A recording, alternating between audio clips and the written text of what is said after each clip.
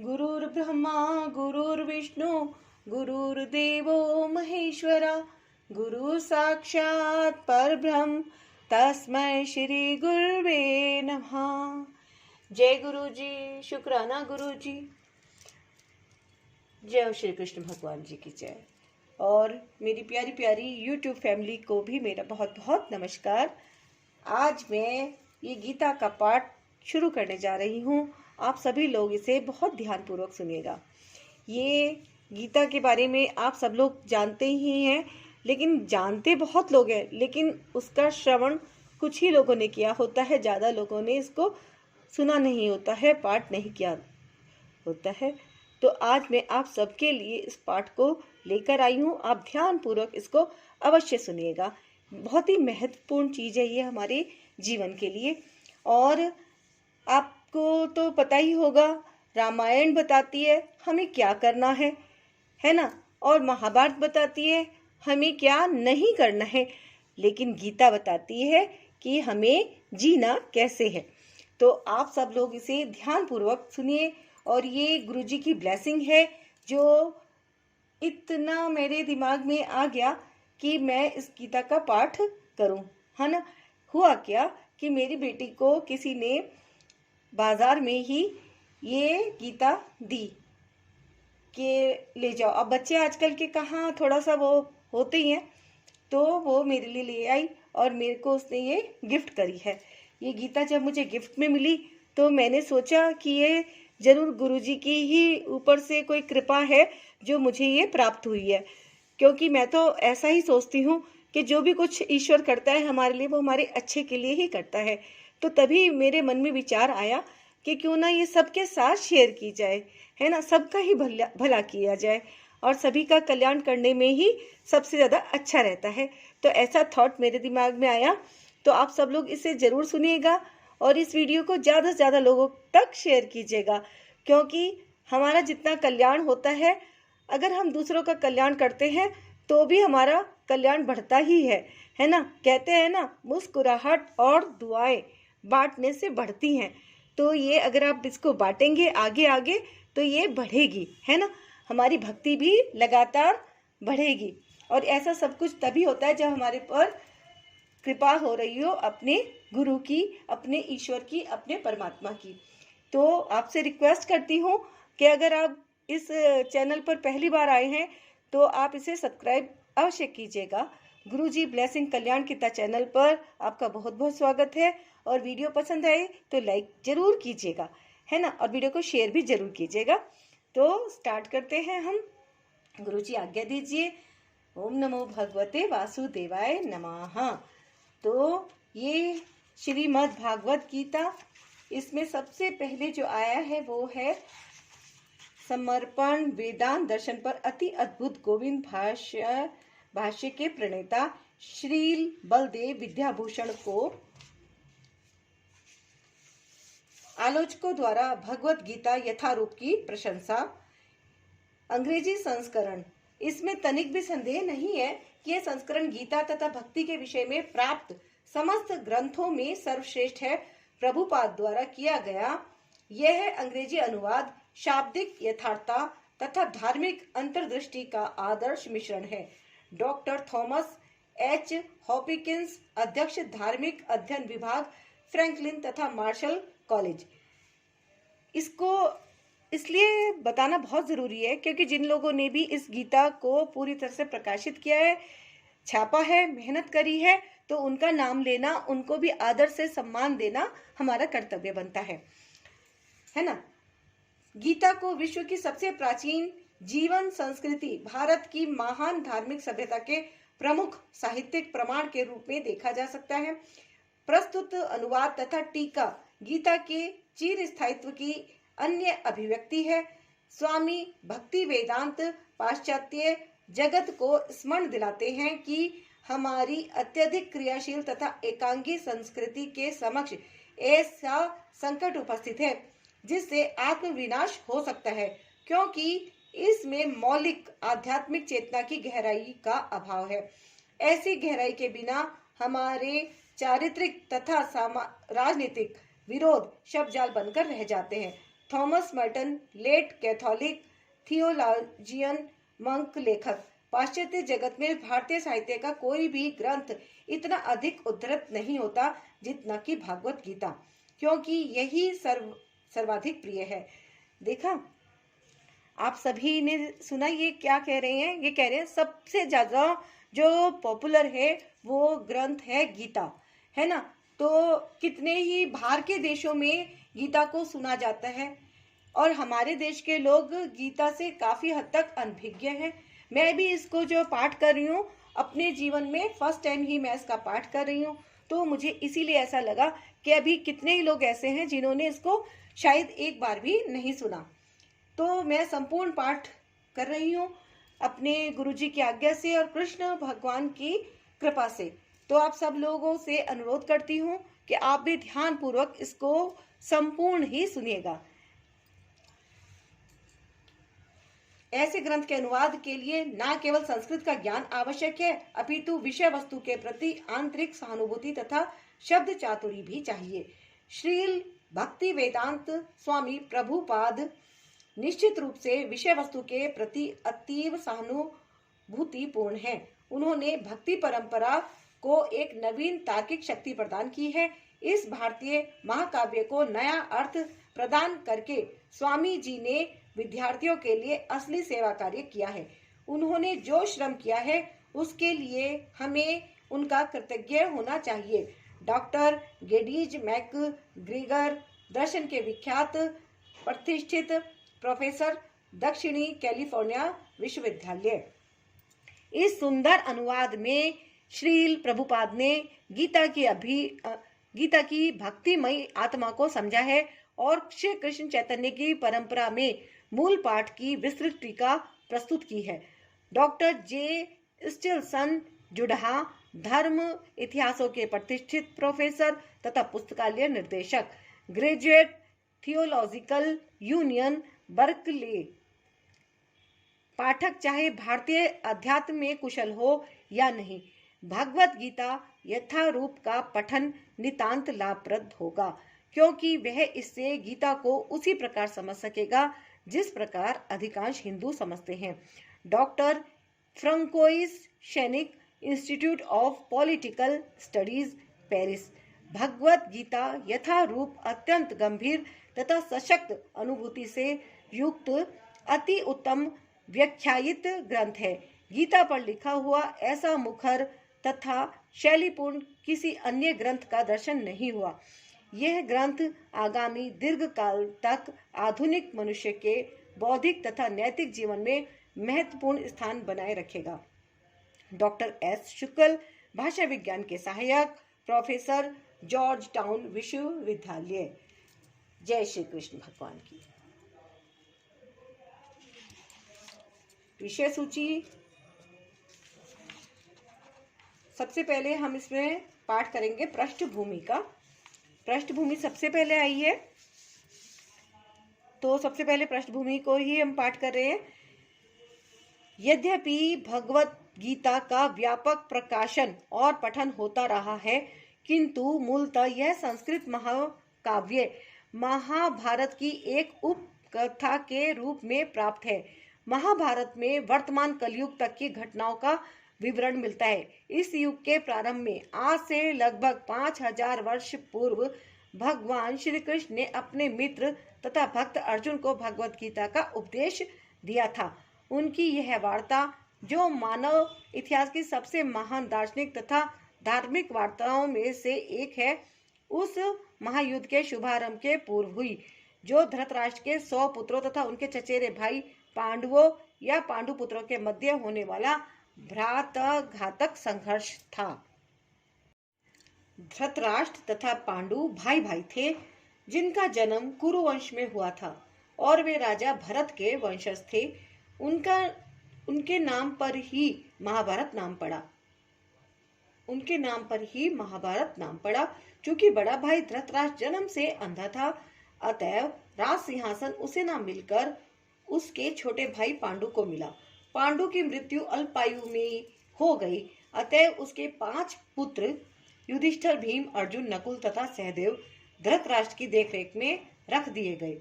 क्योंकि उसे कुछ काल के लिए राजा बना दिया गया था। इस तरह धृतराष्ट्र तथा पांडु के पुत्र एक ही राजमहल में बड़े हुए। दोनों ही को गुरु द्रोण द्वारा सैन्य कला का प्रशिक्षण दिया गया और पूज्य भीष्म पितामह उनके परामर्शदाता थे। तथापि धृतराष्ट्र के पुत्र, विशेषतः सबसे बड़ा पुत्र दुर्योधन, पांडवों से घृणा और ईर्ष्या करता था। अंधा तथा दुर्बल हृदय धृतराष्ट्र पांडुपुत्र के स्थान पर अपने पुत्रों को राज्य का उत्तराधिकारी बनाना चाहता था। इस तरह धृतराष्ट्र की सहमति से दुर्योधन ने पांडु के युवा पुत्रों की हत्या करने का षड्यंत्र रचा।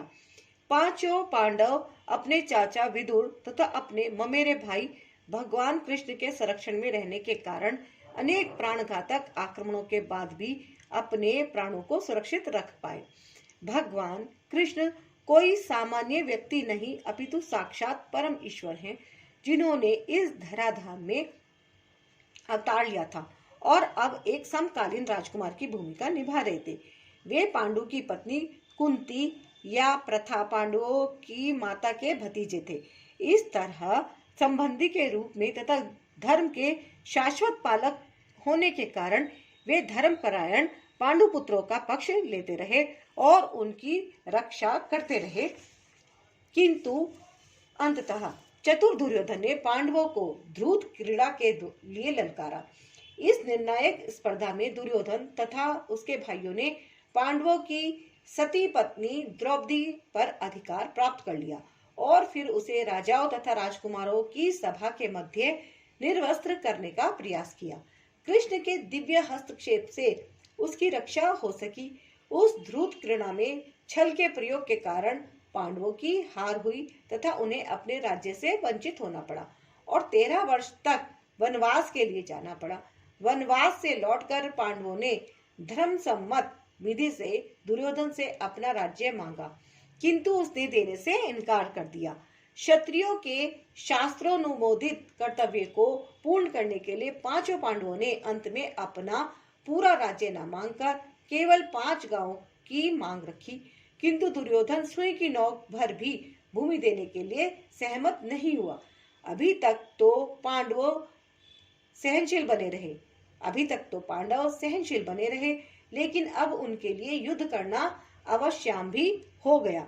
विश्व भर के राजकुमारों में से कुछ धृतराष्ट्र के पुत्रों के पक्ष में थे तो कुछ पांडवों के पक्ष में। इस समय कृष्ण स्वयं पांडुपुत्र के संदेशवाहक बनकर शांति का संदेश लेकर धृतराष्ट्र की राज्यसभा में गए। जब उनकी याचना अस्वीकृत हो गई तो युद्ध निश्चित था। अत्यंत सच्चरित्र पांचों पांडवों ने कृष्ण को पूर्ण पुरुषोत्तम भगवान के रूप में पहचान लिया था, किंतु धृतराष्ट्र के दुष्ट पुत्र उन्हें नहीं पहचान पाए थे। फिर भी कृष्ण ने विपक्षियों की इच्छा अनुसार ही युद्ध में सम्मिलित होने का प्रस्ताव रखा। ईश्वर के रूप में वे युद्ध नहीं करना चाहते थे, किंतु जो भी उनकी सेना का उपयोग करना चाहे कर सकता था। प्रतिबंध यह था कि एक ओर कृष्ण की संपूर्ण सेना होगी और दूसरी ओर वे स्वयं एक परामर्शदाता तथा सहायक के रूप में उपस्थित रहेंगे। राजनीति में कुशल दुर्योधन ने आतुरता से कृष्ण की सेना झपट ली, जबकि पांडवों ने कृष्ण को उतनी आतुरता से ग्रहण किया। इस प्रकार कृष्ण अर्जुन के सारथी बने और उन्होंने उस सुप्रसिद्ध धनुर्धर का रथ हाँकना स्वीकार किया। इस तरह हम उस बिंदु तक पहुंच जाते हैं जहां से भगवत गीता का शुभारंभ होता है। दोनों ओर की सेनाएं युद्ध के लिए तैयार खड़ी हैं और धृतराष्ट्र अपने सचिव संजय से पूछ रहे हैं कि उन सेनाओं ने क्या किया। इस तरह सारी पृष्ठभूमि तैयार है। आवश्यकता है इस अनुवाद तथा भाष्य के विषय में संक्षिप्त टिप्पणी की। भगवत गीता के अंग्रेजी अनुवादकों में यह सामान्य प्रवृत्ति पाई जाती है कि वे अपनी विचारधारा तथा दर्शन को स्थान देने के लिए कृष्ण को ताक पर रख देते हैं। वे महाभारत के इतिहास को असंगत पौराणिक कथा मानते हैं तथा कृष्ण को किसी अज्ञात प्रतिभाशाली व्यक्ति के विचारों को पद्य रूप में प्रस्तुत करने का निमित्त बताते हैं तथा श्रेष्ठतम परिस्थितियों में कृष्ण एक गौड़ ऐतिहासिक पुरुष बना दिए जाते हैं, किंतु साक्षात कृष्ण भगवत गीता के लक्ष्य तथा विषय वस्तु दोनों हैं। जैसा कि गीता स्वयं अपने विषय में कहती है। अतः यह अनुवाद तथा इसी के साथ दिए हुए भाष्य पाठक को कृष्ण की ओर निर्देशित करता है, उनसे दूर नहीं ले जाता। इस दृष्टि से भागवत गीता यथारूप अनुपम है। साथ ही इसकी सबसे बड़ी विशेषता यह है कि इस तरह यह पूर्णतया ग्राह्य तथा संगत बन जाती है, क्योंकि गीता के वक्ता एवं उसी के साथ चरम लक्ष्य भी स्वयं कृष्ण हैं। अतएव यही एकमात्र ऐसा अनुवाद है जो इस महान शास्त्र को यथार्थ रूप में प्रस्तुत करता है। प्रकाशक। जय श्री कृष्ण भगवान की। गुरु जी की जय। शुक्राना गुरु जी। आप सभी बोलिए श्री कृष्ण भगवान की जय। आमुख। अब हम स्टार्ट कर रहे हैं इसमें आमुख।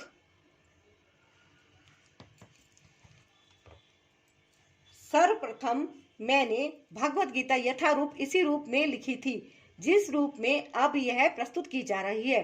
दुर्भाग्यवश जब पहली बार इसका प्रकाशन हुआ तो मूल पांडुलिपि को छोटा कर दिया गया, जिससे अधिकांश श्लोकों की व्याख्याएं छूट गई थी। मेरी अन्य सारी कृतियों में पहले मूल श्लोक दिए गए हैं, फिर उनका अंग्रेजी में लिप्यंतरण, तब संस्कृत शब्दों का अंग्रेजी में अर्थ, फिर अनुवाद और अंत में तात्पर्य रहता है। इससे कृति प्रमाणिक तथा विद्वत्तापूर्ण बन जाती है और इसका अर्थ स्वतः स्पष्ट हो जाता है। अतः जब मुझे अपनी मूल पांडुलिपि को छोटा करना पड़ा तो मुझे कोई प्रसन्नता नहीं हुई, किंतु जब भगवत गीता यथारूप की मांग बढ़ी तब तमाम विद्वानों तथा भक्तों ने मुझसे अनुरोध किया कि मैं इस कृति को इसके मूल रूप में प्रस्तुत करूं। अतः ज्ञान की इस महान कृति को मेरी मूल पांडुलिपि का रूप प्रदान करने के लिए वर्तमान प्रयास किया गया है, जो पूर्ण परंपरागत व्याख्या से युक्त है, जिससे कि कृष्ण भावनामृत आंदोलन की अधिक प्रगतिशील एवं पुष्ट स्थापना की जा सके। हमारा कृष्ण भावनामृत आंदोलन मौलिक ऐतिहासिक दृष्टि से प्रमाणिक, सहज तथा दिव्य है, क्योंकि यह भगवत गीता यथारूप पर आधारित है। यह संपूर्ण जगत में विशेषतया नई पीढ़ी के बीच अति लोकप्रिय हो रही है। यह प्राचीन पीढ़ी के बीच भी अधिकाधिक सुरुचि प्रदान करने वाली है। प्रौढ़ इसमें इतनी रुचि दिखा रहे हैं कि हमारे शिष्यों के पिता तथा पितामह हमारे संघ के आजीवन सदस्य बनकर हमारा उत्साहवर्धन कर रहे हैं। लॉस एंजलिस में अनेक माताएं तथा पिता मेरे पास यह कृतज्ञता व्यक्त करने आते हैं कि मैं सारे विश्व में कृष्ण भावनामृत आंदोलन की अगुवाई कर रहा हूँ। उनमें से कुछ लोगों ने कहा कि अमेरिकी लोग बड़े ही भाग्यशाली हैं कि मैंने अमेरिका में कृष्ण भावनामृत आंदोलन का शुभारंभ किया है, किंतु इस आंदोलन के आदि प्रवर्तक तो स्वयं भगवान कृष्ण हैं, क्योंकि यह आंदोलन बहुत काल पूर्व प्रवर्तित हो चुका था और परंपरा द्वारा यह मानव समाज में चलता आ रहा है। यदि इसका किंचित मात्र श्रेय है तो वह मुझे नहीं अपितु मेरे गुरु कृष्ण कृपा श्री मूर्ति ओम विष्णुपाद परमहंस परिवारकाचार्य 108 श्रीमद भक्ति सिद्धांत सरस्वती गोस्वामी महाराज प्रभुपाद के कारण है। यदि इसका कुछ भी श्रेय मुझे है तो बस इतना ही कि मैंने बिना किसी मिलावट के भगवत गीता को यथारूप में प्रस्तुत करने का प्रयास किया है। मेरे इस प्रस्तुतिकरण के पूर्व भगवत गीता के जितने भी अंग्रेजी संस्करण निकले हैं उनमें व्यक्तिगत महत्वाकांक्षाओं को व्यक्त करने के प्रयास दिखते हैं, किंतु भगवत गीता यथारूप प्रस्तुत करते हुए हमारा प्रयास भगवान कृष्ण के संदेश मिशन को प्रस्तुत करना रहा है। हमारा कार्य तो कृष्ण की इच्छा को प्रस्तुत करना है, न कि किसी राजनीतिज्ञ, दार्शनिक या विज्ञानी की सांसारिक इच्छा को, क्योंकि इनमें चाहे कितने ही ज्ञान क्यों ना हो, कृष्ण विषय ज्ञान रंच मात्र भी नहीं पाया जाता। जब कृष्ण कहता है मन मना भव मद भक्तो मध्य जी माँ नमस्कुरु, तो हम तथाकथित पंडितों की तरह यह नहीं कहते कि कृष्ण तथा उनकी अंतरात्मा पृथक पृथक है। कृष्ण परब्रह्म है और कृष्ण के नाम, उनके रूप, उनके गुणों, उनकी लीलाओं आदि में अंतर नहीं है। जो व्यक्ति परंपरागत कृष्ण भक्त नहीं है, उसके लिए कृष्ण के सर्वोच्च ज्ञान को समझ पाना कठिन है। सामान्यतया तथाकथित विद्वान, राजनीतिज्ञ, दार्शनिक तथा स्वामी कृष्ण के सम्यक ज्ञान के बिना भगवत गीता पर भाष्य लिखते समय या तो कृष्ण को उसमें से निकाल फेंकना चाहते हैं या उनको मार डालना चाहते हैं। भगवत गीता का ऐसा अप्रमाणिक भाष्य मायावादी भाष्य कहलाता है और श्री चैतन्य महाप्रभु हमें ऐसे अप्रमाणिक लोगों से सावधान कर गए हैं। वे कहते हैं कि जो भी व्यक्ति भगवत गीता को मायावादी दृष्टि से समझने का प्रयास करता है, वह बहुत बड़ी भूल करेगा। ऐसी भूल का दुष्परिणाम यह होगा कि भगवत गीता के दिग्भ्रमित जिज्ञासु आध्यात्मिक मार्गदर्शन के मार्ग में मोहग्रस्त हो जाएंगे और वे भगवत धाम वापस नहीं जा सकेंगे। भगवत गीता यथारूप को प्रस्तुत करने का एकमात्र उद्देश्य बद्ध जिज्ञासुओं को उस उद्देश्य का मार्गदर्शन करना है जिसके लिए कृष्ण इस धरा पर ब्रह्म के एक दिन में एक बार अर्थात प्रत्येक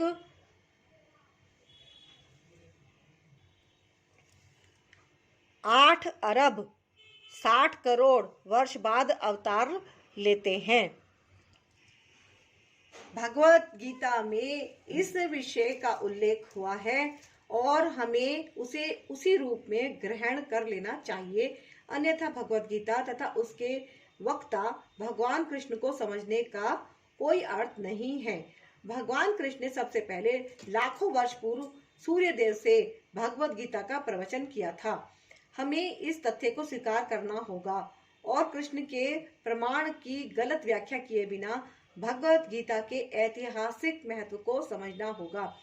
कृष्ण की इच्छा का संदर्भ दिए बिना भगवत गीता की व्याख्या करना महान अपराध है। इस अपराध से बचने के लिए कृष्ण को भगवान रूप में समझना होगा, जिस तरह से कृष्ण के प्रथम शिष्य अर्जुन ने उन्हें समझा था।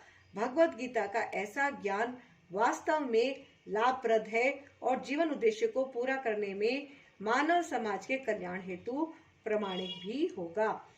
मानव समाज में कृष्ण भावनामृत आंदोलन अनिवार्य है क्योंकि यह जीवन की चरम सिद्धि प्रदान करने वाला है। ऐसा क्यों है, इसकी पूरी व्याख्या भगवत गीता में हुई है। दुर्भाग्यवश संसारी झगड़ालू व्यक्तियों ने अपनी आसुरी लालसाओं को अग्रसर करने तथा लोगों को जीवन के सिद्धांतों को ठीक से ना समझने देने में भगवत गीता से लाभ उठाया है। प्रत्येक व्यक्ति को जानना चाहिए कि ईश्वर या कृष्ण कितने महान हैं और जीवों की वास्तविक स्थितियां क्या हैं। प्रत्येक व्यक्ति को यह जान लेना चाहिए। वह जन्म मृत्यु के चक्र में पड़ता रहेगा। यहाँ तक कि मायावादी चिंतक को भी इसी चक्र में पड़ना होगा। यह ज्ञान का महान विज्ञान है और हर प्राणी को अपने हित के लिए इस ज्ञान को सुनना चाहिए। इस कलयुग में सामान्य जनता कृष्ण की बहिरंगा शक्ति द्वारा मोहित है और उसे यह भ्रांति है कि भौतिक सुविधाओं की प्रगति से हर व्यक्ति सुखी बन सकेगा। उसे इसका ज्ञान नहीं है कि भौतिक या बहिरंगा प्रकृति अत्यंत प्रबल है, क्योंकि हर प्राणी प्रकृति के कठोर नियमों द्वारा पूरी तरह से जकड़ा हुआ है।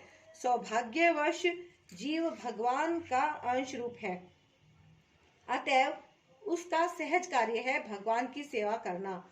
मोहवश मनुष्य विभिन्न प्रकारों से अपनी इंद्रिया तृप्ति करके सुखी बनना चाहते हैं, किंतु उससे वह कभी भी सुखी नहीं हो सकता।